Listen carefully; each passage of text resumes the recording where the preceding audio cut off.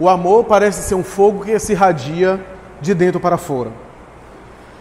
Abordávamos que a lei divina estudada por Allan Kardec, que é de alguma forma a abordagem que o mundo espiritual fez em época que nós podemos compreender, daquela lei que na época de Jesus era considerada uma lei apenas do ponto de vista teológico, da cultura, a lei escrita em um livro, a lei da tradição de um povo. Mas é claro que Jesus, na época dele, não compreendia aquela lei que era verbalizada em um discurso de palavras, né, traduzida em um discurso de palavras apenas no sentido mosaico, né, mas ele entendia que era uma lei do Espírito eterno, né, e não apenas daquele povo, mas aquele povo não podia entender. 18 séculos após, Allan Kardec estuda a lei divino-natural, dando esse caráter mais abrangente, dando esse aspecto mais universal, para falar que essa lei não é apenas aquela que regula a vida material e moral, como nós dissemos, da Terra, mas de todo o universo, e que Jesus já compreendia naquela época essa característica, daí a lei e os profetas, no sentido mais abrangente, mais profundo, é essa lei divina cósmica que está fora, olha de novo a ideia da transcendência, está fora, transcende e ao mesmo tempo está dentro, né? Ou seja, regula a vida da matéria fora, estrutura a experiência corporal e física do psiquismo que evolui no mundo e ao mesmo tempo vibra dentro da criatura, a ponto de, quando nós agimos de conformidade com a lei, nós sofremos as consequências positivas, e quando nós agimos em contradição a essa lei, passamos a sofrer as consequências negativas dessa lei, passamos a sofrer o efeito da nossa transgressão, em qualquer âmbito considerado, em qualquer nível considerado. Eu brinco, mas é verdade. Se você, hoje à noite, comer assim uns 3 pratos de muqueca, veja se a lei não opera em você. Eu tenho certeza que opera, porque eu já tentei e não deu certo muito não. Então, é óbvio, e é a lei, não é Deus que está castigando, você exorbitou, passou mal. Então a lei funciona em você em todos os níveis, no nível material, no nível físico, no nível intelectual, né? Fique lendo besteira para você ver como é que você vai ficar mentalmente, a sua saúde mental, psíquica, né? Viva falando mal da vida alheia, na maledicência, para você ver como é que você fica mentalmente, emocionalmente. Assim nessas questões mais humanas, assim nas questões espirituais. Assim em um nível mais profundo de experiência. Então, quando nós, por exemplo, olhamos a expressão de João, né? Deus é amor. E aí os espíritos dizem, Deus é a inteligência suprema. Parece estar em contradição? Não, é a mesma coisa, como nós dissemos. Porque em um nível mais elevado, inteligência e amor é uma coisa só. São uma coisa só. Porque a inteligência suprema é o amor supremo. Ou o amor supremo é a inteligência suprema. Uma coisa não vive sem a outra, nesse nível mais elevado. Nós, no nosso plano, é que às vezes evoluímos mais sentimentalmente, vou colocar nessa expressão, né, que amor é mais profundo, mas evoluímos mais emocionalmente, ou evoluímos mais intelectualmente, e trabalhamos isso de uma maneira separada. Mas o amor, no sentido profundo da palavra, é também uma ação de inteligência. E a inteligência é uma atitude de amor. Vai chegar o dia, o que eu quero dizer é que vai chegar o dia com a evolução, que fazer o mal vai ser estupidez, vai ser falta de inteligência. Em vez de estar na moda, como está hoje na moda fazer o mal, a pessoa se orgulha de ser desonesto e até acha que está fazendo o bem, né? Está na moda a pessoa fazer o mal, pode perder até a dignidade, perder tudo, desde que ganhe alguma coisa, que saia com alguma coisa. Vai chegar o dia que isso vai pegar mal. Além de ser feio, ser constrangedor, vai ser uma atitude de falta de inteligência, né? A verdade é que o bem tem muito mais formas inteligentes de se manifestar. O mal quase sempre é mais superficial, é mais linear. Fazer o mal, a gente sabe assim de maneira muito mais clara como é que se faz o mal. Mas o bem exige inclusive criatividade. Criatividade. Né? O filósofo brasileiro Mário Sérgio Cortella costuma dizer que acreditar no bem é tarefa para a gente que quer pensar. Porque acreditar no mal, ele diz que é coisa de vagabundo. Ou seja, de gente ociosa. Que acreditar no mal é fácil. Não precisa você pensar muito. É a mesma coisa de não acreditar em nada após a morte. Não acreditar em nada após a morte, você não precisa fazer nada.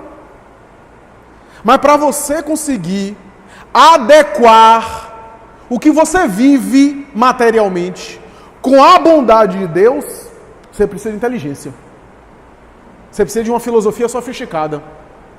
Não pode ter uma teoria simples, porque o mundo está ruim. Estou dizendo de maneira geral. O mundo está ruim. Tem guerra, tem miséria, e Deus é bom. Ou alguma coisa está errada, ou alguma coisa falta de a gente entender direito. Então é fácil você chegar à conclusão de que não existe nada, que você não acredita no bem. É só você não pensar muito, você não fazer muita coisa, você não se esforçar. Agora, adequar a bondade divina e o amor com o mal que está aí, é mais difícil. É mais difícil fazer esse casamento. A verdade é que o amor é essa ferramenta básica da transcendência. É esse elemento que impulsiona o indivíduo a ser cada vez melhor. É esse elemento que faz com que o indivíduo possa se reconhecer cada vez melhor. E por isso, no atrito com o outro, como nós falamos, nós não apenas reconhecemos o outro, mas melhoramos por nos acomodarmos com a diferença do outro em relação a nós mesmos. O outro não é o nosso espelho, não reflete apenas a nossa realidade, mas o outro pensa diferente. Já com isso, exige de nós uma mudança de postura. Eu tenho que agir de conformidade com o que também as características do outro, para respeitar as características do outro. Como eu gosto que as minhas características sejam respeitadas. Querem ver uma coisa? Hannah Arendt e os grandes teóricos da experiência do nazismo, né, do século XX, né, que estudaram o Holocausto, tentaram entender por que aqueles homens, a Alemanha, antes da Segunda Guerra Mundial, era a nata intelectual do mundo. Era o povo que tinha a ciência mais avançada, era o povo que tinha a cultura de vanguarda, era o povo que mais apreciava a arte sofisticada, arte elevada, literatura com repertório espiritual, inclusive. Como é que aquele povo sensível, aquele povo que já entendia o desenvolvimento intelectual, que já compreendia que era necessário evoluir culturalmente, como é que aquele povo que tinha aquele acervo cultural, aquela quantidade de conhecimento, que tinha cultura boa, que era sensível, inclusive, pôde engendrar o genocídio que vimos do final da década de 40 do século passado e no começo, né, até 1945. Como foi possível? Sabe qual é a conclusão da maioria dos estudiosos? É que eles não reconheciam as suas vítimas como pessoas, como outro. Quem entrava nos campos de concentração, principalmente os mais famosos, era tatuado no braço, com brasa quente, um número. E a criatura sempre era chamada pelo número, nunca pelo nome. Era uma forma de matar a identidade e coisificar as pessoas. Então não estava matando pessoas, estava lidando com números. É uma forma de se desidentificar, de se desumanizar em relação à pessoa. Porque, por exemplo, Eichmann, um dos grandes carrascos nazistas, era um excelente pai de família. Um pai de família presente, um marido amoroso, dedicado ao lar. E quando chegava nos campos de concentração, se transformava no monstro. Se tornava no títere. Goebbels, Himmler, apreciava arte sacra, música erudita, gostava muito da música de Wagner. Inclusive utilizaram um pouco a música de Wagner como propaganda da mensagem nazista, né? Porque como Wagner era alemão, e Wagner tinha um certo discurso, alguns escritos antissemitas, e me parece que compactuava um pouco com aquele conceito de Nietzsche do super-homem. Hitler utilizou um pouco isso para falar que o super-homem de Nietzsche era uma super-raça, né? Uma raça especial. Né? Há um vídeo conhecido na internet, no aniversário do Führer, do próprio Hitler, onde a Orquestra Filarmônica de Berlim toca a Nona Sinfonia de Beethoven. Que ironia, né? A Nona Sinfonia de Beethoven tem uma mensagem no final, que é uma mensagem coral, chamada Ode à Alegria, né? Canção Alegria, a Ode à Alegria, cuja letra é de um poema de Schiller, um poeta alemão, e toda a letra da peça é uma canção em favor da fraternidade entre todos os povos, da igualdade e da liberdade. Né? Que ironia! Hitler adorava, apreciava música sensível, música erudita. E há um vídeo conhecido que Furtwängler, o famoso maestro na época do Terceiro Reich, rege a Filarmônica de Berlim, enquanto Hitler e os seus ministros assistem a peça. Uma mensagem lindíssima de Beethoven, mas Beethoven também, como era alemão, era utilizado como propaganda de que o alemão era um ser especial. Vejamos, esses indivíduos, inclusive em alguns momentos, eles não suportavam que alguém fosse morto na sua frente, mandavam matar, mas na frente não... Por quê? Porque a pessoa na frente sendo assassinada, aquilo chocava ali a sensibilidade. Dizia-se que Hitler vomitava se alguém fosse executado na sua frente. Mas por quê? A falta de reconhecimento do outro como ser humano, como outro, levou a essa situação dantesca que vimos, né? Do distanciamento simbólico, como eu comentei, do distanciamento emocional, né? Porque ou o indivíduo não reconhece o outro, né? Ou se reconhece e quer fazer do outro um objeto seu. E esse é um problema, né? Essa é uma situação muito complicada. Então, o amor ao próximo é muito difícil, não é tão simples, porque tem a ver com você conhecer as semelhanças, saber delas, se identificar com elas e ter as semelhanças para conseguir falar a mesma linguagem. Eu sei o que você está sentindo, eu sei o que você está pensando, etc.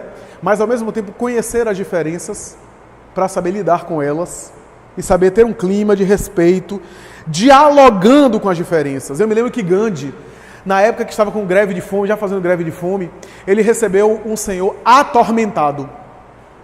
E ele dizia: minha consciência está em brasa, eu vou para o inferno. Eu não mereço nem viver. Você sabe que, porque havia na época de Gandhi, lutas entre hindus e muçulmanos na Índia. Havia batalhas, inclusive cruéis, na via pública. E ele disse: os muçulmanos entraram em minha casa, tocaram fogo em meu lar. Eu consegui fugir, mas vi os gritos das minhas 2 filhas e da minha esposa sendo queimadas. Não aguentei. Enlouqueci de ódio. Correndo para eles não me pegarem, vi uma criança que passava, uma criança muçulmana, e descarreguei meu ódio nela. Peguei-a e estraçalhei sua cabeça com as minhas mãos. Passaram alguns dias e eu não me esqueço a face daquela criança e a sensação que eu tive. Porque ao estraçalhá-la, uma sensação diferente gritou dentro de mim, eu nunca mais fui o mesmo. Minha consciência está em chamas, eu não tenho paz, eu vivo no inferno e vou para o inferno. E Gandhi, que já estava fraco, deitado numa cama, depauperado, olhou para ele e disse: eu sei um modo de você não ir para o inferno. Adote uma criança muçulmana e eduque ela dentro dos princípios muçulmanos, respeitando-a. Se você fizer isso, eu te garanto que você não vai para o inferno. Aquele homem ganhou outro sentido na vida dele. E não apenas acolheu uma criança, mas várias, para educá-las e para direcioná-las para o bem. Então, meus amigos, a necessidade de olhar o outro como outro, de respeitá-lo, para poder amá-lo e até aí, se for o caso, conseguir modificá-lo, passa por um processo primeiro de iluminação interior, de desenvolvimento de uma luz interna que eu espalho. Por isso, primeiro, cuide de você. Primeiro, se aprimore. Por isso, amar a Deus, amar ao próximo, como se ama a si mesmo. Quem não ama a si mesmo, a ninguém ama. Porque se eu não tenho referências de auto-amor, se eu me detesto, se eu me deprimo, se eu me deprecio, se eu me bombardeio, se eu me destruo, se eu não me respeito, eu não consigo também desejar o bem para o outro. Eu vou levar isso, que são as minhas referências, para a relação com o outro. E vou querer fazer o outro instrumento do meu prazer também, do meu desejo. Os desejos que eu tenho, eu projeto no outro. As frustrações que eu tenho, eu despejo no outro. Então, eu sou imperfeito, mas o outro tem que ser perfeito. O outro não pode errar. E quando erra, eu me decepciono. Porque eu não sabia que ele era assim. Ele sempre, ou ela, sempre foi assim. Você que não percebeu, que não conhecia. Você não conhecia verdadeiramente. Você conhecia aquilo que você acreditava que o outro era. Você achava que o outro era de uma forma. Que era a imagem que agradava ao seu ego que você projetava no outro.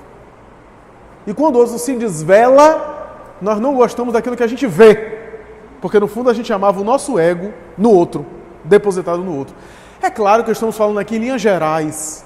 É claro que os relacionamentos são mais complicados, porque existe tanto projeção do ego como existe afeto ao mesmo tempo. Nas relações interpessoais, essas coisas acontecem ao mesmo tempo. O afeto, o amor, mas ao mesmo tempo o ego, a posse, o desejo, as frustrações, as projeções. Né?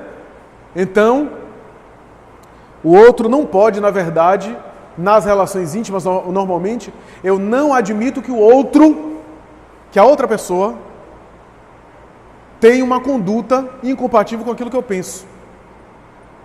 Tem uma postura que eu não espero. Eu não dou o direito do outro ser humano. Eu não permito que o outro também tenha os seus acertos e erros, as suas experiências. Por isso que eu estou dizendo que relacionamento passa por isso. Passa por uma superação interior primeiro. Eu tenho que estar bem comigo mesmo para estar bem com o meu próximo. Do contrário, eu não vou amá-lo. Vou levar os meus desejos para projetar no outro. Se eu me deprecio, como é que eu vou valorizar o outro? Eu posso até valorizar de uma maneira aparente, né? Elogio o outro e eu não sou nada. Mas na intimidade, numa proximidade maior, isso não se sustenta. Porque se eu me deprecio, uma hora eu vou começar a depreciar o outro também. Porque a minha relação comigo também modula a minha relação com o meu próximo. Percebe que é uma mesma coisa? A relação com o divino modula a relação com o meu próximo. A relação comigo modula a relação com o meu próximo. Ou seja, a relação com o meu próximo é o maior desafio. Porque sempre tem a ver com esse sair do ego, sair das minhas referências, sair dos meus parâmetros para olhar para aquele que é igual e ao mesmo tempo é diferente. Então é interessante isso, porque é uma superação do egoísmo. Eu tenho um amigo que ele me fala, Flávio, quando eu era solteiro, tudo era meu. Tudo era meu. Quando eu me casei, então assim, a cama já não era só minha, a casa eu já dividia espaço, né? O meu guarda-roupa eu gostava tanto. Aí depois do casamento era metade. 5 anos de casado eu já tinha 1/4 do guarda-roupa e ela tinha mais. Eu não sei porque as mulheres têm isso, né? 10 anos de casamento, o meu guarda-roupa era atrás da porta do banheiro, assim, pendurado algumas roupas. Foi tomando conta. Quer dizer, porque é uma superação do egoísmo. Todo relacionamento, não apenas afetivo conjugal, todo relacionamento de amizade, relacionamento social, relacionamento que realmente não é um relacionamento distante, que tem uma certa aproximação, exige de nós esse trabalho interior, para eu compreender o outro, para eu, né, saber dar o limite também, mas saber reconhecer os meus limites. Né? Se fôssemos todos perfeitos, não haveria problema. Mas enquanto o espírito tem imperfeição, ele interage de maneira imperfeita. E nessa interação há sempre a necessidade de tolerância, de perdão. Quando eu falo perdão, não é apenas um perdão de uma agressão séria, de uma lesão forte, mas também os pequenos gestos de perdão do dia a dia, as coisas que irritam. Eu falei numa palestra também sobre a cruz de ferro e a cruz de palha, né? Um texto de Chico, do livro A Sombra do Abacateiro, né? Que Chico costumava dizer, segundo Emmanuel, que a cruz de ferro é um tormento, por exemplo, forte que a gente vive no trabalho, na via pública, nos desafios externos. Mas a cruz de palha é aquela cruz que aparentemente é mais leve, mas que incomoda, que alfineta, que a palha, né, vai ferindo. Né? E ele diz que a cruz de ferro é uma difamação, uma calúnia, né? Uma situação forte. Mas a cruz de palha é aquele filho difícil todo dia que aponta o nosso equívoco. É a esposa ou o marido que o tempo todo fala do nosso defeito, que o tempo todo reclama conosco. Né? É na convivência mais próxima aquele que critica, que ironiza. Essa cruz de palha é mais difícil. Primeiro que não tem aplauso, porque a gente pode passar por uma difamação pública que a gente dá uma até de Marte e até apoiado por todo mundo e fica bem. Mas essa cruz de palha passa despercebida.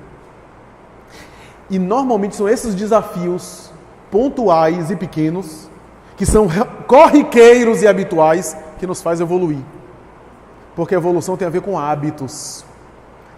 Mudança legítima tem a ver com hábito. E essas pequenas alfinetadas, esses pequenos desconfortos, é que impulsionam o espírito para frente. Por isso que a reforma moral é invisível. Ninguém vê o quanto a gente evoluiu. Por isso é besteira a gente se preocupar como é que o outro está me vendo. Como é que o outro me enxerga. O importante é como a gente está. E não como é que o outro vê a gente. Então, é a evolução moral. A reforma íntima é invisível. O amor é invisível. A gente vê os atos do amor. A gente consegue ver os efeitos, que são as obras do amor. Mas o sentimento em si mesmo age de uma maneira silenciosa, não faz propaganda, não faz... Até brilha. E ao brilhar, chama atenção o amor. Mas não faz propaganda, não faz alarde. O amor não é barulhento. É por isso que a gente acha que o mal predomina. Quanta gente fazendo bem por aí, eu sempre falo isso. Quanta gente fazendo bem por aí não chama atenção. Agora, se na esquina aqui alguém cometeu um homicídio, amanhã todo mundo está falando. Embora um monte de gente fazendo bem, salvando vidas, e ninguém percebe. Então nós temos isso, essa tentativa, essa tentativa de fazer o bem, que extrapola, eu certa vez li um caso de Dr. Elias Barbosa, que foi muito amigo de Chico Xavier, que ele tinha um consultório médico em Minas Gerais, atendia, etc.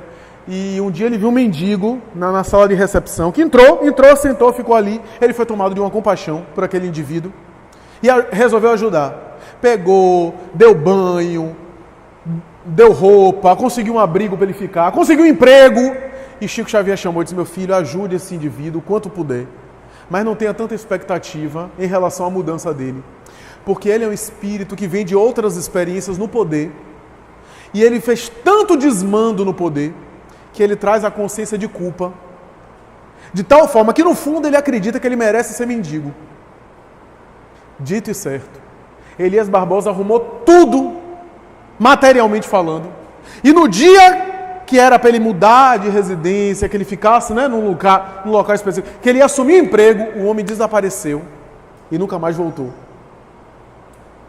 Então, vejamos que não dá para forçar o outro a evoluir. O amor não é uma cruzada em nome da evolução, uma guerra santa. O amor é muito mais complexo. O amor tem a ver com trabalhar o nosso interior e irradiar. E aqueles que já estão sensíveis a essa irradiação captam, sensibilizam e no tempo de cada um desperta. E no tempo de cada qual desperta. A gente deve colaborar com o despertamento do outro, sim. Sem violência, sem agressividade, expondo sem impor, exemplificando sem constranger, mas sobretudo fazendo a nossa parte, atuando no bem, respondendo e evangelizando qualquer ataque, qualquer agressão no trabalho, no serviço, na atitude, porque o amor também faz muita coisa sem fazer. O amor, às vezes, faz muito não fazendo.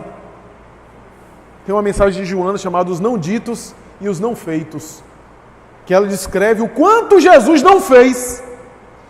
E esse não feito era um fazer muito maior. Diante de Pilatos, quanta coisa ele poderia dizer, e ele não disse nem fez nada. Que era uma grande lição do silêncio. Na cruz, carregando, diante das pessoas, das agressões, e o silêncio dele. Diante ali da sua mãe, que ele olha e a acalma com o olhar. E entrega a ela João Evangelista. Diante das pessoas que diziam, desça da cruz para que vejamos e creiamos. E ele nem disse nem fez nada. Quantas ocasiões que o não dito e não feito foram gestos de amor, foram gestos de afetividade. Porque o amor não se manifesta apenas em ações objetivas. É uma força ativa, como diz o apóstolo Paulo em mensagem de O Evangelho segundo o Espiritismo. É uma força ativa. Mas essa força ativa não é uma força apenas operosa, operacional com braços materiais. Porque eu posso estar agindo materialmente e não estar produzindo nada de bom. Veja um símbolo de Marta do Evangelho. Marta na cozinha fazendo e Jesus elogiou a ação dinâmica de Maria de estar com ele ali, ouvindo e aprendendo as coisas do Evangelho, e reprovou a atitude de Marta, que era operacional, no sentido de estar cuidando das coisas, mas não estava escolhendo a melhor parte. Então, vejamos que isso não é apologia para ninguém ajudar na cozinha em casa, não é isso não. Mas é porque cada coisa tem seu momento. Cada coisa tem o seu momento. O amor é muito complexo, né? O amor tem dessas características, né? André Luiz, em Evolução e Dois Mundos, vai falar o seguinte, que as percepções físicas, os automatismos físicos que a gente tem, sensação, percepção, tato, e outras coisas que a gente tem, foram adquiridas ao longo dos milênios em um automatismo físico que se incorporou ao princípio espiritual. Então, por exemplo, batimento cardíaco, respiração, movimento peristáltico, circulação sanguínea e outras coisas que estão se dando. Você come e a digestão está se dando sem que você faça esforço nenhum. É porque o psiquismo, ao longo da evolução, foi adquirindo isso, esses condicionamentos. E hoje são automáticos em você. Estão se dando em você sem você precisar fazer esforço nenhum. Coração batendo, circulação. Diz André Luiz, em Evolução em Dois Mundos, da mesma forma que o princípio espiritual, com esforço, adquiriu os automatismos físicos, nós estamos nos esforçando para adquirir automatismos morais. Um dia, o devotamento do bem e o amor ao próximo será automático. Não precisará de esforços nossos. E aí, meus amigos, quando isso chegar, aí a gente entende aquela mensagem de Jesus: não saiba com a vossa mão direita o que é a vossa mão esquerda, não saiba a vossa mão esquerda o que faz a vossa mão direita. A mensagem de Jesus não é para você fazer o bem e ficar escondendo, porque ninguém precisa saber, não. É claro que há caridade anônima, discreta, que não se exibe. Mas a atitude, a recomendação de Jesus também tem a ver com esse automatismo. Lembra que eu falei de contabilizar o bem, fazer o bem por interesse, pensando na vida eterna? Esse é um passo. Mas vai chegar o dia que da mesma forma que o batimento cardíaco se dá e eu não me dou conta, eu não fico contando quantos batimentos, neuroticamente, quantos batimentos cardíacos, eu não fico contando quantas vezes o coração bate. Da mesma forma eu vou fazer o bem e eu não conto. Da mesma forma que o coração bate, que o sangue circula, sem estar contabilizando, naturalmente fazendo o bem, porque automatizei o hábito de fazer o bem. Quando eu chegar nesse nível, a minha mão esquerda não sabe o que minha mão direita faz. Eu nem me dou conta. E por extensão, por consequência, eu não faço alarde. Eu sou natural. Note como a lição de Jesus é muito mais profunda da mão esquerda e da mão direita. Aliás, como todo o Evangelho, é muito mais profundo. A gente ainda entende o Evangelho de maneira parcial. A gente ainda está caminhando para entender o Evangelho de maneira mais profunda. Então, meus amigos, a ideia, basicamente, é entender que superar o nosso ego porque sozinho a gente se aliena. Qualquer pessoa que é isolada tende a enlouquecer. Nelson Mandela fazia palestras e conversava com um público simbólico, sozinho, para não enlouquecer, porque ele ficou 27 anos na solitária. Então era uma forma que ele usava para estar interagindo simbolicamente com alguém e não enlouquecer. Não perder as referências, porque quando a gente fica isolado, a gente perde as referências. O outro me ajuda também a ter referências de mim mesmo. Né? Já notaram que todos os transtornos psíquicos afetam a minha relação com o meu próximo? Se eu tenho um transtorno de ansiedade, isso afeta a minha relação com o meu próximo. Se eu tenho um transtorno de depressão, a depressão é um transtorno de afetividade, né? Ou seja, o meu senso de afetividade fica comprometido. Então, todos os transtornos emocionais afetam essa relação com o meu próximo, né? E por isso, faz-se necessário o amor a si mesmo. O amor a si mesmo tem a ver com essa evolução individual. Essa escolha de se aprimorar. Se eu me amo, eu não me permito qualquer coisa. Se eu me amo realmente, eu não vou me entregar aos vícios. Porque se entregar aos vícios é uma forma de não se amar. De se autodepreciar. Então, vejamos como a questão é clara.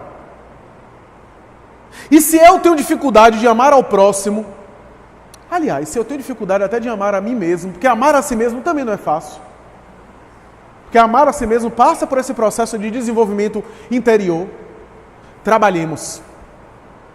O que eu acho fascinante é que na lei do trabalho há um recurso precioso para esse desenvolvimento desses valores. Como tudo no que diz respeito às conquistas do espírito são fruto de esforços, também a virtude do amor a si mesmo e do amor ao próximo pode ser conquistada com esforço. Se você tem dificuldade de amar a si mesmo, é porque você traz inconscientemente reminiscências de encarnações anteriores nas quais você agiu de maneira inadequada, gerou uma percepção negativa de você mesma e você hoje tem baixa autoestima por causa da consciência de culpa que você guarda no seu mundo íntimo. O que fazer? Trabalhando positivamente, agindo no bem, você vai modificando isso. Vai modificando. E uma hora você vai se olhar de uma maneira mais positiva. Porque essas distorções que a gente tem de nós mesmos são efeitos de vidas passadas. Quando a distorção é muito acentuada, descamba até para o corpo, né? A anorexia é o quê? Se não a distorção corporal. A menina se vê obesa e está esquálida. É uma distorção que já é uma questão do espírito, o espírito atribulado, mas que também desborda na matéria. Acaba resvalando no corpo. A distorção chega ao campo, à zona material. E assim por diante. Porque quase sempre, quando a gente faz uma percepção de nós mesmos, a gente tem uma avaliação. Essa avaliação é muito difícil de ser feita. André Luiz chama de corpo mental, né? Talvez é por essa razão que quando a gente fecha o olho, a gente já tem dificuldade de fazer o nosso autorretrato. Aliás, os pintores do passado faziam um autorretrato, normalmente com alguma imagem de si, ou olhando-se no espelho. Por quê? Porque não sabe qual é a fisionomia? Mais ou menos. Mas porque tem dificuldade de desenhar psiquicamente a própria fisionomia. Porque a gente tem uma realidade física e tem uma representação mental daquilo que a gente acha que a gente é. E nem sempre a representação mental daquilo que a gente acha que a gente é está de acordo com a realidade física. Olha o problema. Vou ilustrar com história. André Luiz, na obra Libertação, visita a casa de uma família muito atribulada. E quando ele visita essa casa, a esposa atual, que era uma mulher fisicamente muito bonita, mas era uma pessoa muito leviana, muito atribulada. O marido que tinha filhos do casamento anterior. Ela com disputas dentro de casa, brigando com os filhos, com os enteados, agredindo o marido, aquelas lutas domésticas, etc. E a mãe de um dos filhos, que era a primeira esposa, desencarnada, já era desencarnada, estava no lar e estava furiosa com a atual mulher do marido, porque maltratava o filho dela, obsidiando, veja que coisa. E aí André Luiz narra que essa mulher vai dormir, essa esposa, que era uma mulher muito bonita, vai dormir, e quando dorme, sai do corpo. Quando emancipa, a realidade perispiritual dela era uma cópia semelhante à do corpo físico, só que com deformações. André Luiz diz que quando olha a face, era aquela mesma face do corpo, só que deformada, mas estava tão alterada que André Luiz colocou: eu me lembrei das bruxas do passado, da Idade Média. E quando eu olhei, eu fiquei com medo dela, que a cara, a cabeleira desgrenhada, aquela coisa. E a esposa, a primeira esposa do marido que estava presente no ambiente, quando viu aquela coisa saindo do corpo daquela forma, correu! Desencarnada, correu! Com medo. E André Luiz descreve, e ficou impactado com aquilo. Eu, instrutor espiritual, meu filho, não se assuste tanto. O mundo material é feito de aparências. A realidade material nos bloqueia a verdadeira essência. A reencarnação nos vela e a desencarnação nos desvela. E é necessário um certo véu na matéria para que a gente possa conquistar outras coisas, evoluir. Mas não se engane. Muita gente, essa parte eu até fiquei feliz, fiquei até consolado. Muita gente no corpo físico é lindo, mas são verdadeiras feiuras interiores. E tem muita gente feia no corpo físico que são belos. São lindíssimos. Eles, meu Deus, há alguma consolação? Fiquei pensando, né? Nessa tese. Fiquei pensando, meu Deus, quer dizer que lá não precisa de escova progressiva, nada. Nada disso. São os atos morais que tece a realidade espiritual da criatura. Ou seja, o que ele estava dizendo é o seguinte, que aquela realidade daquela mulher, a verdadeira aparência dela era aquela. O corpo físico camuflava um pouco. Por quê? Porque a realidade dela era que ela plasmava com seus hábitos a leviandade, a futilidade, né? a maledicência, o pessimismo, as intrigas que ela fazia, plasmaram nela aquela realidade perispiritual. Os nossos atos tecem, os nossos atos costuram, os nossos atos constroem o nosso campo verdadeiro do perispírito.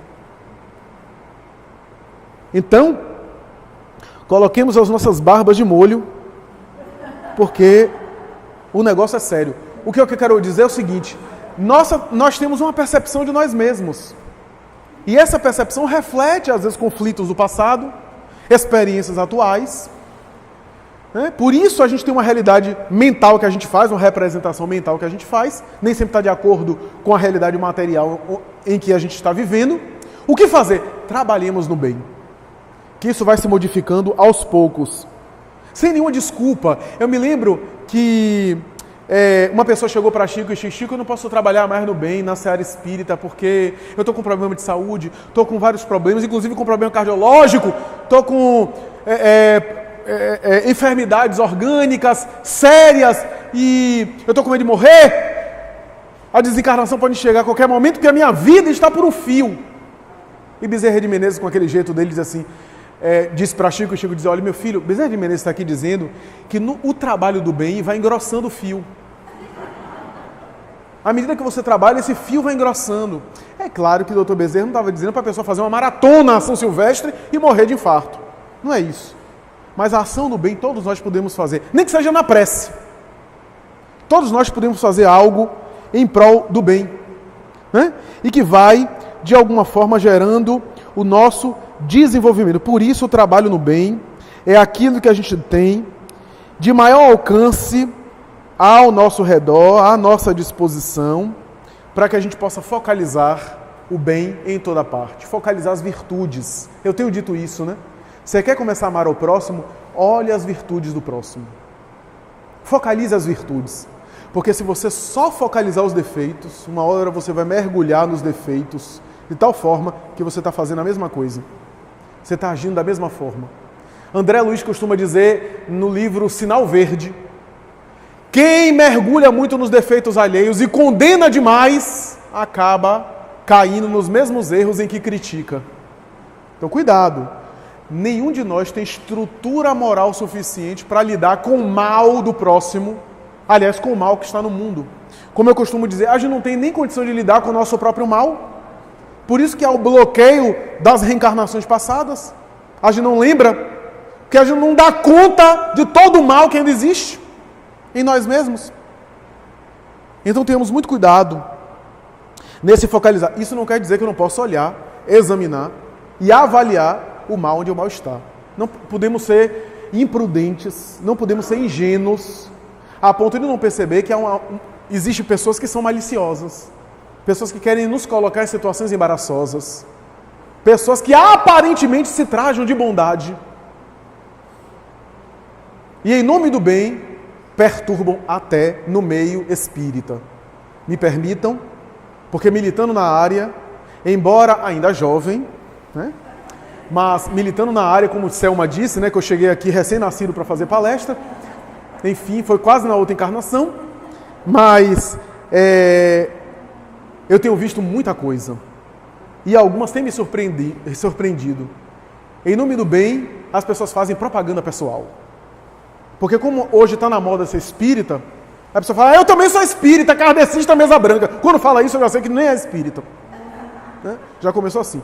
E outros que, em nome da caridade, em nome do bem, para se autopromoverem, para passar uma ideia de generosidade e para perturbar os grupos que entram, e eu vivo isso pessoalmente, pessoas que, em nome do bem coletivo, entram em grupo para desarticulá-los, para gerar intrigas, difamações e perturbações, não podemos ser ingênuos. Só que a gente não vai usar as mesmas armas do mal que elas usam. A gente não pode descer o nível delas e usar das mesmas armas, mas temos que estar alertas. Porque senão, o bem coletivo se destrói por causa do capricho pessoal de uma pessoa. Então temos cuidado com isso. Temos cuidado com esse mal que ainda existe e que é necessário examiná-lo para usar as armas do bem de conformidade com o que ele apresenta. Então, como diz Joana de Ângeles, ajuda a todos, distende as mãos e socorre a todas as pessoas, inclusive aos maus, mas seleciona as tuas companhias com as quais convives. Porque ninguém é tão puro que não se possa contaminar. Ninguém é tão perfeito que não se possa corromper. Tenhamos cuidado. Então, nos cerquemos das pessoas saudáveis que pensam de conformidade conosco. Porque ao misturarmos-nos com elas, com as pessoas boas, também nos tornaremos bons. E se nos imiscuirmos com as pessoas que alimentam o mal, é claro que o bem e o mal existem em todos nós. Mas aqueles que alimentam estão no propósito do mal, em nome de ajudar o mal, se a gente se imiscuir demais, estaremos logo, logo também no mal. Então, cerquemo-nos das pessoas de bem e ajudemos os maus e o mal a despertar, mas sem a presunção de querer mudar o mundo, salvar a ninguém, porque cada um é que se salva a si mesmo, se quiser. O máximo é a gente estende a mão para aquele que deseja despertar. Eu vejo isso em qualquer lugar, no meio espírita, na família. Eu vejo pessoas perdendo a encarnação porque o marido é alcoólatra.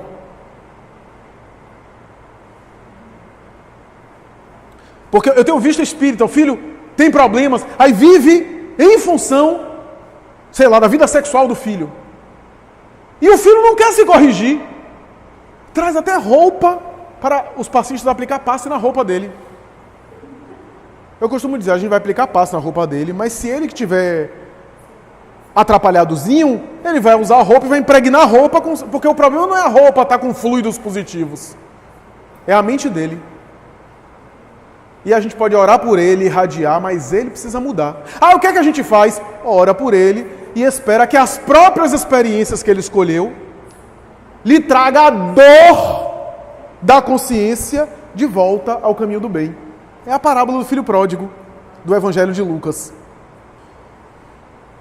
Às vezes o indivíduo precisa passar pela experiência e ir até o fundo do poço. Se a gente ama verdadeiramente, a gente está com ele, sem concordar, sem ser conivente, mas você não pode morrer porque ele está assim. Porque você morre e ele fica aí. Esse é um sentimento de amor piegas. Ah, eu não aguento, eu vou morrer também. E ele fica aí. E não vai resolver o problema.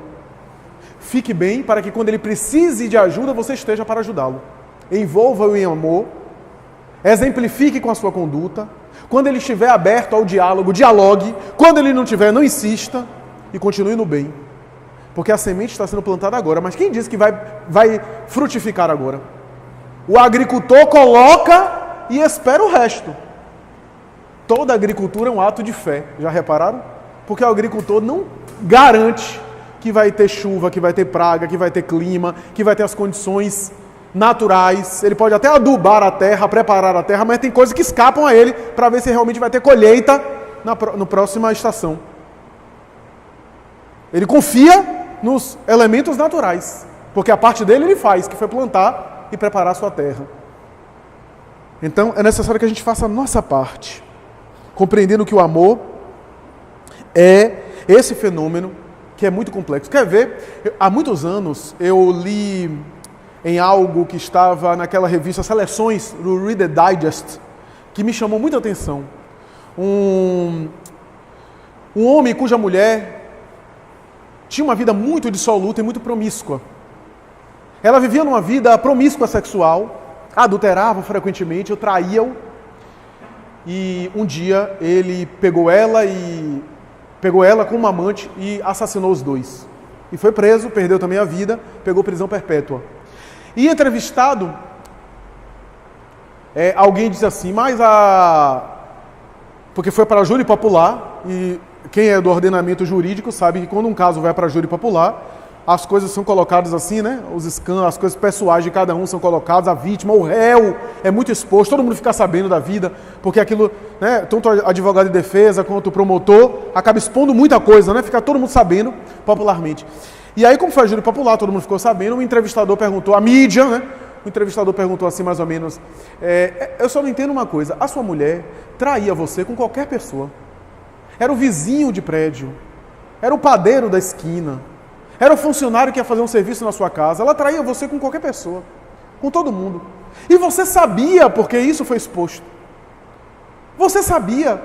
E porque só com esse indivíduo, com essa experiência extraconjugal, que você reagiu dessa forma e tomou essa atitude. Veja como a alma humana é complexa. Sabe o que ele disse? Ele disse, minha mulher sempre foi uma pessoa doente. E como ela era uma pessoa doente, eu a compreendia e a amava. Tolerava e compreendia. Ela tinha necessidade de vários parceiros sexuais. E eu compreendia ela. Mas essa última experiência, ela mudou comigo.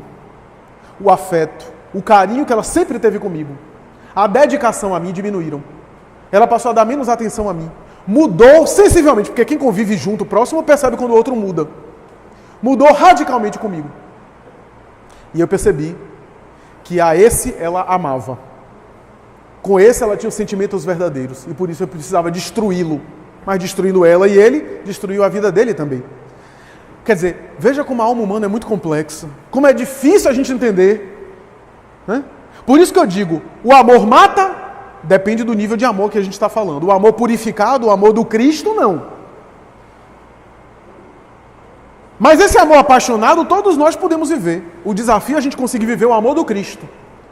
Esse amor sublimado. Porque o amor contaminado com paixões, todos nós conseguimos já viver. A gente ama, mas a gente se melindra. A gente ama, mas se machuca. A gente ama, mas quer um amor exclusivo pra gente. A gente quer o bem da pessoa, faz o bem, desde que a pessoa responda da mesma forma com a gente. Esse é o amor humano.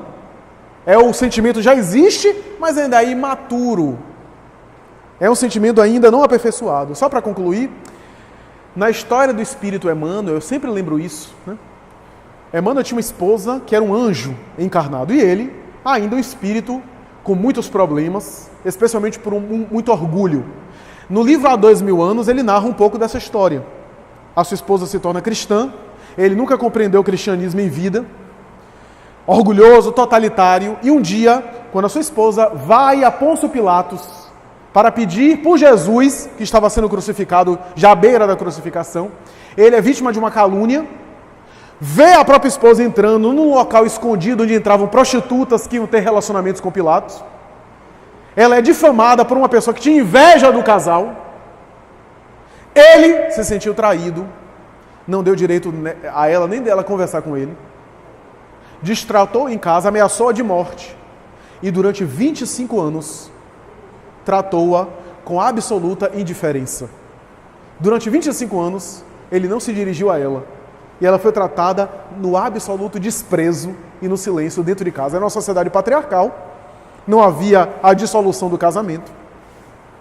Ela tinha um dia na semana em que ele liberava para que ela tivesse contato com os filhos. Porque na mente dele, ela era uma pessoa, um comportamento pernicioso, um exemplo pernicioso para os filhos. Mas quem leu a obra há 2000 anos sabe que durante esses anos todos ele não foi feliz. Ele também viveu acabrunhado. Porque ele a amava. Verdadeiramente ele a amava. Mas era um amor misturado com orgulho, com paixões. E ela, amando, não se defendeu, não se justificou, não procurou nenhuma explicação, não procurou defender-se, dar nenhuma explicação, foi fiel a ele e fiel a Jesus. E quando ela é martirizada em Roma, diante do Senado romano, em um espetáculo, ela é martirizada e é devorada, despedaçada por leões, porque salva a vida de uma serva sua em prol da sua própria vida, trocando de roupa com a escrava. Ele desperta tarde demais. Quem leu a obra sabe que ele desperta depois, inclusive para a inocência dela, mas já era tarde demais. E quem lê o livro sabe das lutas dele. Chico Xavier contou depois que ao longo dos milênios Emmanuel vem reencarnando para alcançar o nível espiritual em que Lívia está. E ainda não conseguiu. Tá? E de volta encarnado, tentando sublimar-se para chegar ao nível espiritual em que ela se encontra. E ela nunca mais reencarnou, desde aquela época até agora. Então vejamos, como o amor é complexo. Ele a amava. Não há dúvidas que ele a amava profundamente. O sentimento de amor era autêntico, mas haviam também paixões. Porque o amor vai se tornando mais intenso à medida que o indivíduo se melhora moralmente e espiritualmente. O amor vai se tornando mais intenso, mais lúcido, mais coerente, mais sofisticado, mais profundo é o sentimento de amor.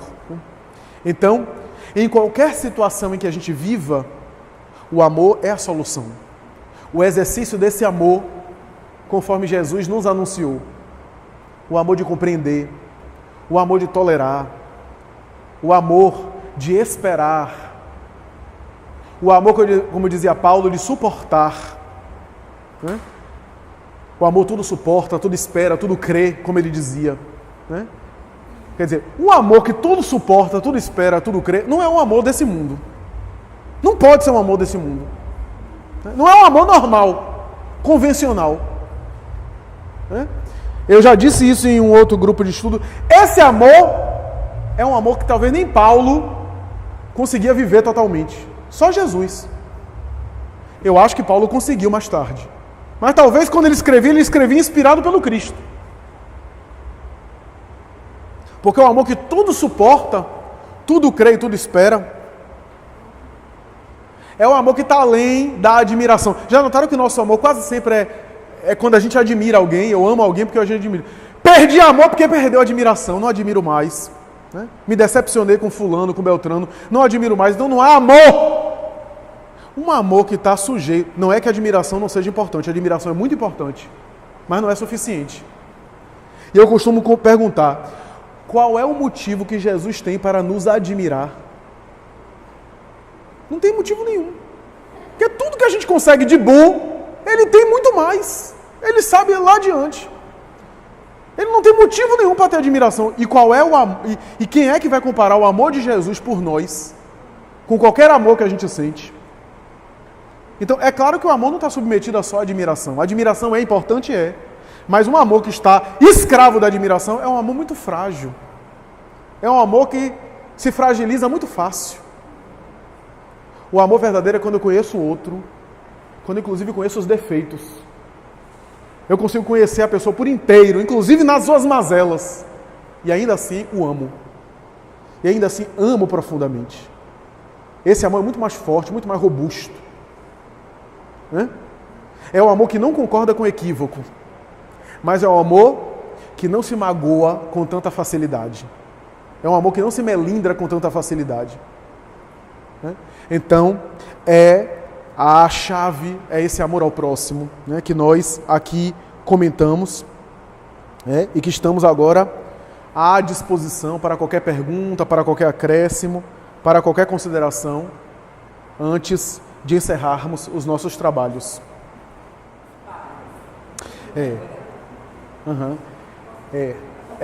Na primeira pergunta, ela fez uma alusão, a nossa amiga está fazendo alusão sobre o constrangimento que eu citei a respeito do amor, né?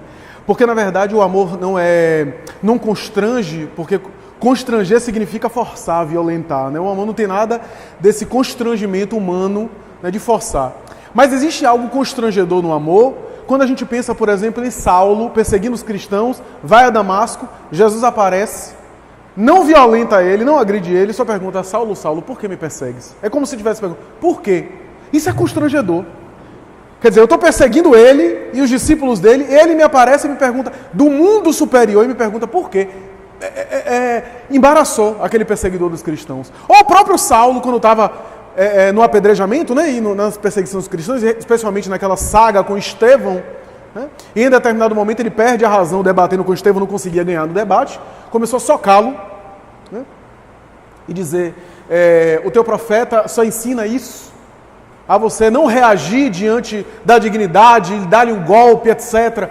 E aí começa a tentar desmoralizá-lo para ver se ele reage, né? E para fazê-lo recuar diante da crença, né? Da crença e da posição. E vai dizer: eu vou dobrá-lo. Ele diz mais ou menos assim: eu vou dobrá-lo, vou esmagá-lo, até você ter a coragem de voltar atrás e de revisar os seus conceitos. E Estevão disse algo que embaraçou ele profundamente. Vai dizer: amigo, o Sinédrio e você tem 1000 modos de me fazer chorar e sofrer, mas não tem poder nenhum de me fazer mudar a minha crença em Jesus. Era uma força. E quando ele já estava quase morto, que a sua noiva chega, Abigail, e encontra o irmão perdido de anos, porque por ironia do destino, Estevão, que era um pseudônimo que ele estava usando, o nome dele era outro, Estevão, era o próprio irmão dela, de quem ela havia se apartado há anos, e que falava a Saulo aquilo. Que ironia do destino, ele estava matando o próprio cunhado. E antes de morrer, Saulo fica uma pedra dura, não consegue enunciar uma palavra, porque não acreditava no que estava acontecendo. Ele estava há meses do casamento, ele desfaz o casamento com Abigail, a partir daquele momento, não tinha condição de levar o casamento adiante, e ela morre por isso, morre de desgosto, inclusive. Estava diante de Estevão ali, petrificado, Estevão morrendo, Abigail vendo o irmão ensanguentado, totalmente por causa das pedradas que tomou, né? Já estava deformado, no momento final. Estevão olha para Saulo e diz assim: eu não tenho em você inimigo, você foi fiel a Moisés até agora, quando conhecer Jesus vai ser fiel da mesma forma, e eu quero que vocês se casem, que sejam felizes. Olhou para Abigail e disse: seja uma boa esposa para Saulo, porque ele merece uma boa esposa, e morre. Quer dizer, isso tem algo de constrangedor. Embora não constranja, não violente, tem algo de constrangedor, né? A força do amor não é o amor pelo poder, mas é o poder do amor. Então é algo mais assim. Com relação à segunda pergunta, a observação é muito válida, porque, em verdade, mesmo que inconscientemente, a grande maioria de nós, se não todos, temos preconceitos. Guardamos preconceitos, alguns inconscientes que a gente nem tem consciência e às vezes revela assim.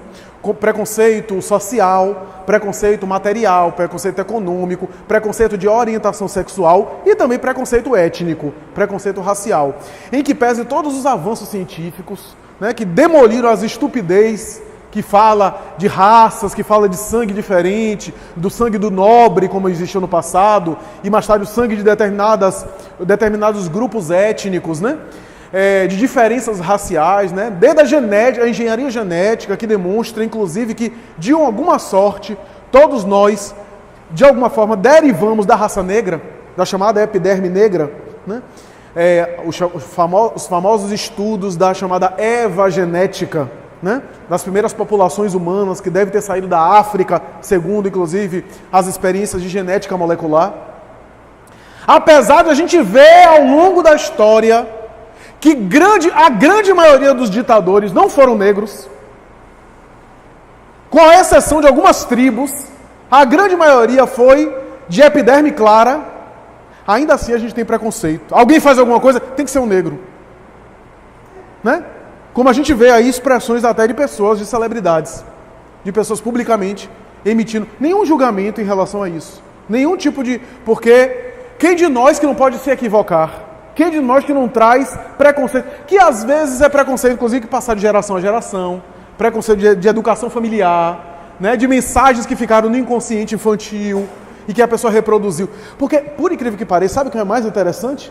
É quando a gente vê, por exemplo, preconceito vindo daqueles que são objetos de preconceito. Por exemplo, homofobia de homossexuais. Quando a gente vê antissemitismo de judeus. E quando a gente vê racismos partindo de negros, por exemplo, ou de outros grupos oprimidos, a gente vê que o preconceito é um fenômeno complexo, que tem vários fatores, né, vários elementos.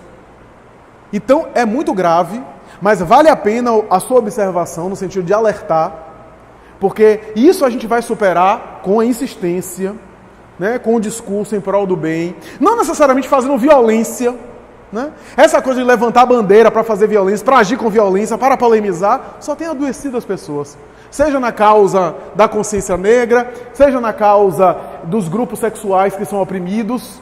Essa coisa de levantar a bandeira para sair para ir brigando com os outros, só gera mais adoecimento, mais lamentável. Agora, é claro que é necessário ter o discurso ético, é necessário frisar, né, o discurso em prol da igualdade. Por que o espiritismo não faz uma campanha específica de nada disso? Porque o espiritismo se centra no essencial, que é a melhoria do ser humano.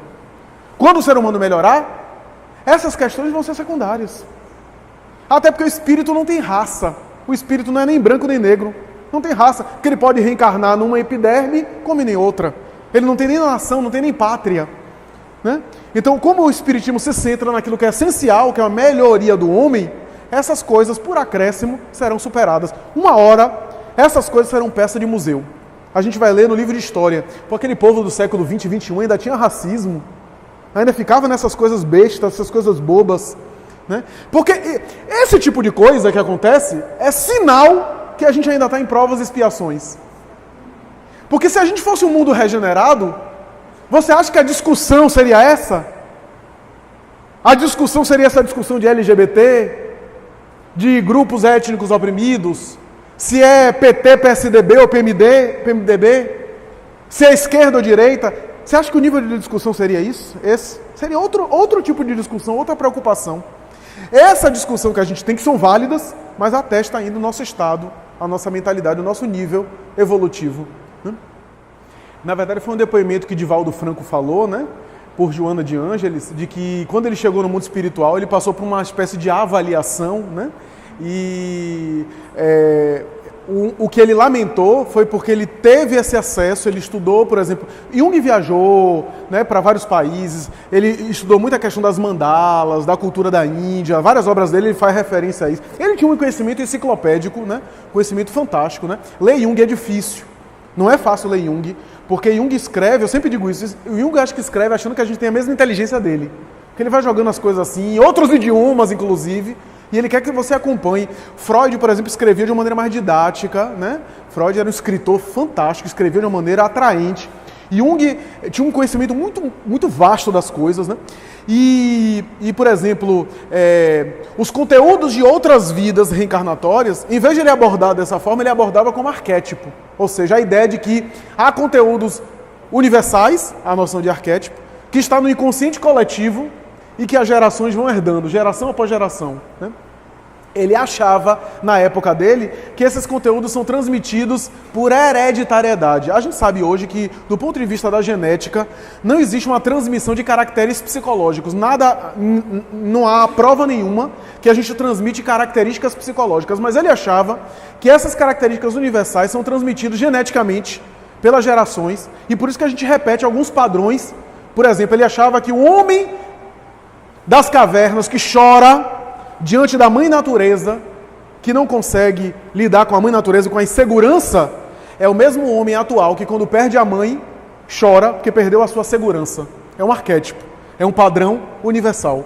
Então estou citando exemplos clássicos para ter uma ideia. E ele chega no mundo espiritual, e aí foi um depoimento de Divaldo, que Joana disse a ele, que ele chegou no mundo espiritual, que ele mais lamentou foi não ter falado de maneira mais direta sobre a reencarnação e ter colocado esses arquétipos, né? Mais ainda do que os deslizes na vida pessoal. Muita gente não sabe, mas Jung teve alguns deslizes pessoais. Tudo bem, era do século XIX, tinha uma cultura que também estimulava isso, né? Victor Hugo também teve alguns deslizes assim. Jung, por exemplo, se deitou com uma paciente, teve relações íntimas com uma paciente, mais tarde teve um filme sobre isso em um livro. Mas tudo indica que ele também teve envolvimento com Aniela Jaffé, que foi a sua biógrafa, e Marie von Franz, que foi a sua maior secretária e psicanalista do século, junguiana, e que também eram colaboradoras sexuais dele, né? Mas que era, por exemplo, Victor Hugo, antes de ser espírita, também teve uma vida muito atribulada, né? Depois mudou de vida e adotou a espiritualidade, né? E se posicionou de uma maneira muito mais, né? Mas, por exemplo, Victor Hugo era também uma mentalidade do século XIX, a gente tem que considerar isso, né? Por exemplo, Victor Hugo tinha a esposa e colocou a amante dentro de casa para conviverem juntas. Pra gente é absurdo isso, mas no século XIX tinha toda uma cultura que incentivava um pouco isso, né? Principalmente a cultura de determinados países, né? Depois que ele se torna espírita, ele rompeu radicalmente com a sensualidade, né? Muita gente não sabe, Victor Hugo se tornou espírita. Então, mas como Jung veio com uma missão antes do berço, de falar sobre espiritualidade dentro da psicanálise materialista, e falou mais ou menos, né? Ele lamentou quando chegou no mundo espiritual e percebeu isso, fez essa avaliação, né? Como é teu nome? Gabriela, eu lhe agradeço muito pelo feedback, a gente sempre... eu estou até lembrando que Patrícia está aqui, é uma amiga nossa e faz parte também do Raciocínios Espíritas, é também palestrante, colabora com o canal, ela tem um canal dela também, mas ela colabora muito com o nosso canal, é uma amiga muito querida, e às vezes a gente conversa, eu sempre me esqueço de divulgar o canal, né? Eu faço as palestras e tudo, e sempre depois alguém diz, divulgue, etc. Quem quiser, depois acesse, é gratuito, só tenho o interesse mesmo de disponibilizar conteúdos como esse que também vão para o canal, para quem não pôde assistir. Algumas pessoas, por exemplo, que nos mandam e-mails do interior da Bahia, que às vezes não têm acesso a eventos como esse, e que às vezes assistem, né, e levam, às vezes, eu estou recebendo, por exemplo, e-mails de uma casa espírita do interior de Minas Gerais, que tem feito um estudo de Missionários da Luz, baseado na obra de Missionários, porque a gente gravou todos os capítulos de Missionários da Luz em vídeo, comentando, né? E outras obras espíritas, então o canal é Raciocínios Espíritas, quem quiser procure, tem no YouTube, né? youtube.com/Raciocínios Espíritas, e tem as redes sociais aí, Facebook, Instagram, do canal, que pode acessar, e quem se inscrever vai receber a notificação de cada vídeo novo que recebe, né? Então eu lhe agradeço profundamente, porque o canal tem só esse objetivo, né? Se não tivesse essa utilidade, não teria sentido ter um canal como esse, porque eu não tenho nenhuma intenção de exibicionismo, de autopromoção, pelo contrário, só a difusão mesmo do conhecimento espírita. Por isso não tenho meu nome, porque eu sempre bati na tecla inicialmente para não ter um canal. Não que eu condene quem tem um canal com o próprio nome, mas eu não queria personalizar, porque eu queria que fosse um canal em torno dos ensinos espíritas e não em torno de Flávio, né, para que outros colaboradores, como Patrícia e outros, pudessem contribuir e não ficasse centralizado na minha figura, né? E eu quero ao máximo não monopolizar, eu tenho inclusive insistido isso com os nossos colegas, né? Então eu agradeço profundamente essa observação, né? E o tema que você sugere é um tema válido, né? Porque nós temos, por exemplo, a tendência a gente ter muito mais o público feminino se interessando por questões espirituais do que o público masculino. Por uma série de questões, a gente poderia, claro que demandaria aqui mais tempo para a gente examinar, né? Questões culturais, questões materiais, né? Questões, né, de ensino, né? Etc. A mulher, normalmente, emocionalmente, ela é mais sensível às questões do espírito, às questões emocionais, às questões espirituais, né? Via de regra, as mulheres, por exemplo, refletem mais, né? Por exemplo, na minha área de psicologia e de psicoterapia, as mulheres buscam mais, né? A mulher, quando está deprimida, ela busca, por exemplo, refletir, entender. O homem quase sempre enche a cara. É a forma que muitas vezes tem para tentar lidar com o problema. Então, normalmente as mulheres se trabalham mais interiormente por conta da sua subjetividade e por isso são mais atraídas, né? Emmanuel tem uma resposta que ele dá em Um Consolador, quando a Federação Espírita Brasileira pergunta quem evolui mais, os homens ou as mulheres, e Emmanuel responde: o espírito não tem sexo, ele pode reencarnar tanto como homem como mulher.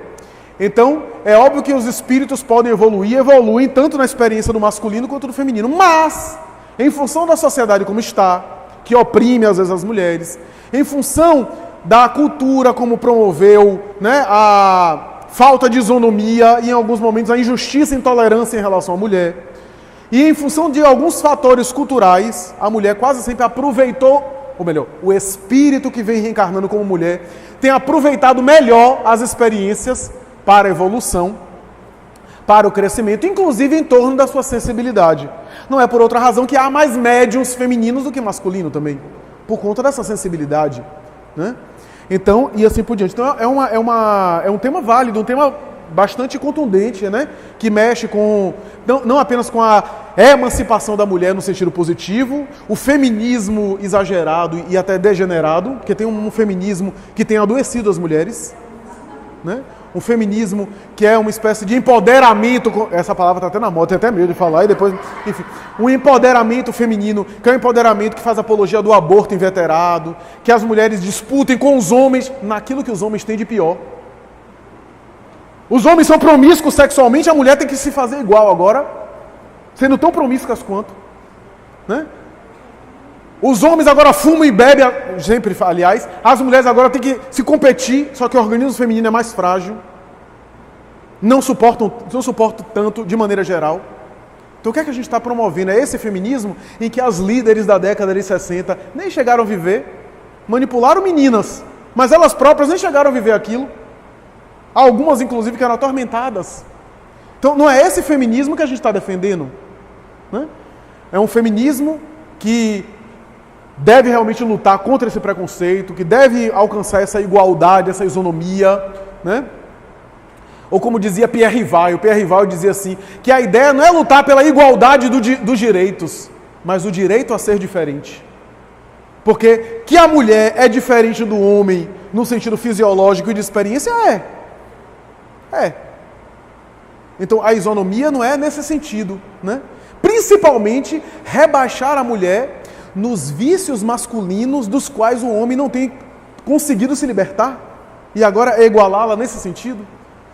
Então, é algo que a gente precisa pensar, repensar, refletir. Eu acho que vale a pena uma abordagem nesse sentido a gente fazer uma abordagem, né?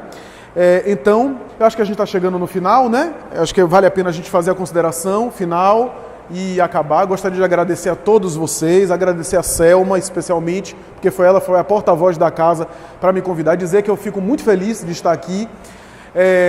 Gostaria de estar mais frequentemente, é óbvio, né? Nem sempre é possível por conta de agenda mesmo, né? Mas gosto muito de estar nessa casa, já vim aqui aos sábados algumas vezes nas doutrinárias, né? Inclusive em alguns momentos em um dia à noite, não me lembro agora se é quarta à noite, já tive a oportunidade de vir até aqui, sempre sou muito bem recebido, sou muito bem acolhido. Patrícia, quando vier aqui na condição de oradora, vai gostar. Eu acho... canal Lições de Amor, né? Lições de Amor.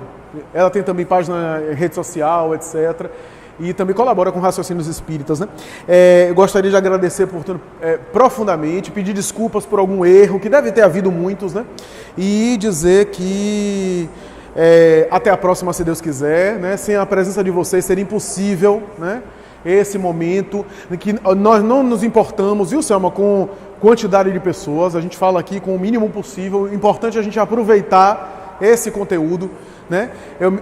Só para concluir, eu me lembro que Chico certa vez fazia evangelho sozinho e um dia ele desistiu de fazer, quis fechar o Centro Espírita Luiz Gonzaga, não era nem o Grupo Espírita da Prece, era o Luiz Gonzaga de Pedro Leopoldo, e a Emmanuel apareceu e disse para ele continuar, e ele, na sua leitura, começou a ver os chamados irmãos do arco-íris, né? Que eram seres espirituais que apareciam de cores diferentes, por isso que ele chamou de arco-íris. E ele disse que nunca ia imaginar que aquele evangelho sozinho, que às vezes sensibilizava aqueles irmãos de arco-íris, mais tarde ia produzir tantos frutos, porque ele vai dizer que anos depois, aqueles irmãos do arco-íris reencarnaram.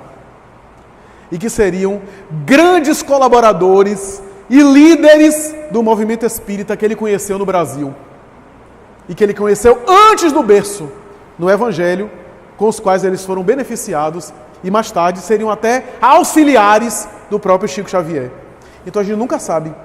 Pode estar uma pessoa aqui apenas prestando atenção e todo mundo dormindo, o resto dormindo, que é bom dormir em palestra de orador, né? Que é aquela coisa assim, o Evangelho Dizem que, uma pessoa disse que não dorme muito com minha palestra não, porque eu começo a falar alto, a pessoa acorda. Então era melhor aquele orador assim, que dorme.